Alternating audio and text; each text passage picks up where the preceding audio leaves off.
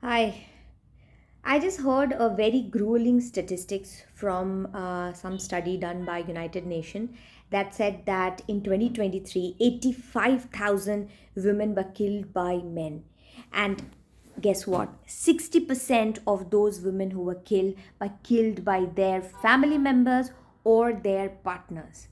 I mean, this is the most grueling statistics that I've heard in a very long period of time. And the reason being is that women generally, we ask women, don't head out late at night, you're not safe outside. But then are women safe at home, right? Just because somebody is physically weak, is it okay to beat them up? That is my question, right? And the other question is that what should we really do with our girls? How do we protect them? Right, we can, if they're not safe at home, what do we do to really protect them? Should we send them to martial arts class? Should we send them to taekwondo? Should we ask them to keep some licensed gun at home? What is the story? How is this unfolding? Like, we have been going so much for women empowerment, making women strong and economically independent, but literally the society wants women to turn into men physically also, right? After a point, women will realize that, what is the value of having estrogen and having kids and being nice and the soft. What is the value of all of that? Just bulk up on protein, bulk up on muscles, be that guy who can beat up somebody. Do we want women to become that, right? But what option do they have if they are not secured at homes? I really want to, ask this question. How do we improve our society? Like, you can stop them from going out if there is danger outside, but then what about homes? It can be for honor killing, it can be for any kind of a physical abuse, any kind of a marital abuse, whatever it be. But then, just because you can beat up somebody, should you beat them up? That is the biggest question. Okay. And as a society, we must really think, why are our men angry, right? Why are they angry? Why, or for that matter, why do family members feel that they can do whatever they can with their daughters or with their wives or with their sisters? Like, why do they feel that towards the women in their house?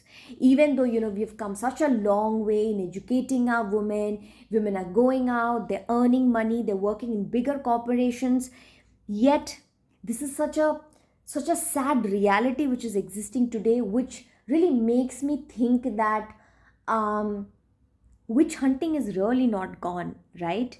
Earlier, it used to be labeled as witch hunting, somebody who has a mind of their own, a woman who has a mind of her own, who can speak for herself, who can make a point. No, not acceptable. Women are not supposed to speak. Is that the same mindset that is still perpetuating among men?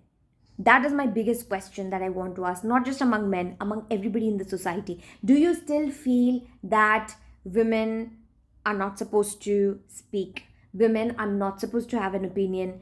Women are just supposed to take care of the house?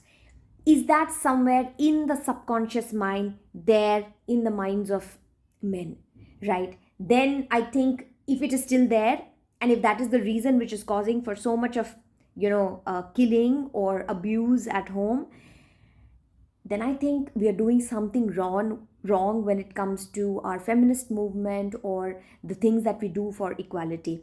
Then I think economic independence is not serving, because in the end, what will happen is women will stop looking for partners, right? Women will stop, marrying. Is that where we want the society to head towards? Right, my biggest question are these things, right? Understood, you need to protect women and all of that thing. Women can go to gym and they can become strong and they can fight out men or whatever.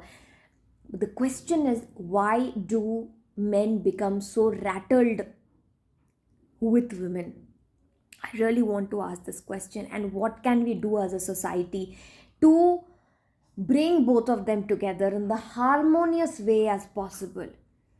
It is very important for our families to be very sustainable, families to work together, because children are seeing us, right? What can we do to enable that?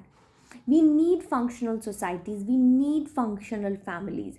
We cannot just say that, okay, fine, women can stop marrying. There's so many single girls these days, people who are not wanting to get married or not wanting to have children. A very big factor is that they don't find that protection, that safety that used to exist. And to counter it, men would say that, but you are smart enough, right? Today you can drive, you can drive, you can go to your work, you can earn money. Why can't you do anything about your safety? For your safety we should be there, right, to protect you, and yet you will try to impose your thoughts and opinions on us.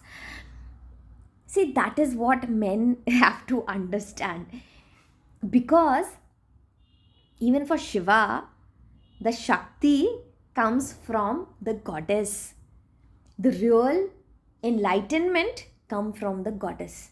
So that is something men have to accept. We have Saraswati, the goddess of wisdom. We have Lakshmi, the goddess of money. So the money, wisdom, everything is coming from women, right?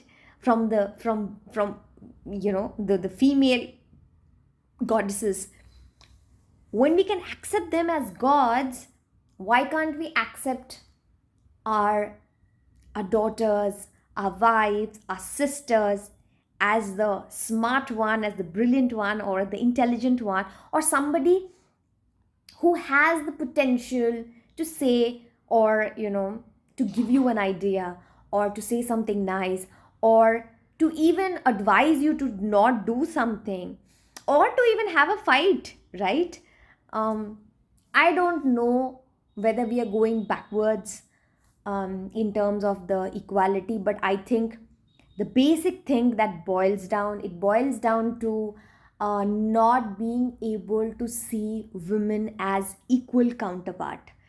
That is the basic thing that it boils down to, that we cannot look at women, you're weak, you're fragile, how can you be equal to us, isn't it? um that is the thought that needs to change, because we have come a long way from stone age. We're not in the stone age, and somehow I feel that even in the stone age the idea was being given by the woman sitting inside the cave. That is why she never went outside the cave. But we really need to accept. When we can accept our goddesses, why can't we accept our